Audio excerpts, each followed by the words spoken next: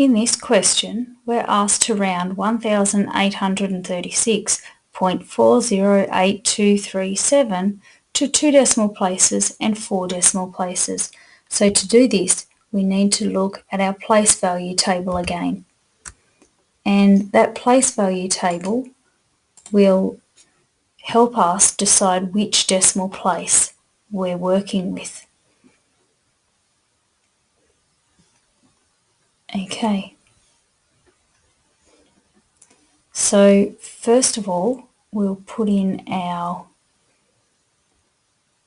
decimal points, and we might just write that number in to start with. So we have 1000, it's a bit large, 1836.40823, and our 7 out here will be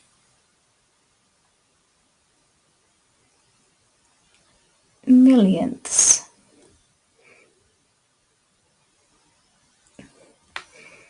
Okay, so what we need to do first of all is work out what does it mean by 2 decimal places. So we're working in this area of our table because these are the decimals. So what we know is this is the first decimal place, this is our second decimal place, third decimal place, fourth decimal place, fifth decimal place, and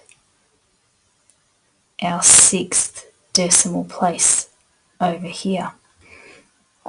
So we're looking for, first of all, 2 decimal places. So we're looking at writing our number as 1836.4. Now this is where we need to not only look at what decimal place we're rounding to, but the number immediately after, to the right of that decimal place. If that number is between 0 and 4, our rounding remains equal to what it is in the rounded number. If, though, we have a number that is between 5 and 9, we have to add 1 because that is greater than half of the value. Therefore, we add on 1.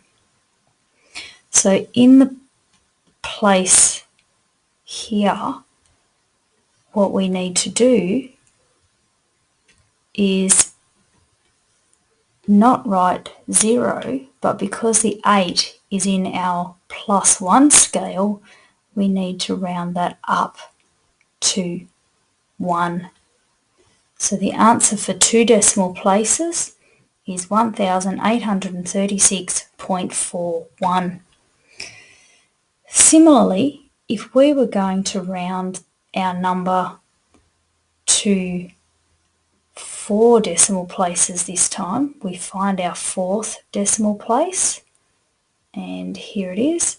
So this time our number is going to be 1836.40, and we need to look at 8, and then we need to look at our 2 and our 3.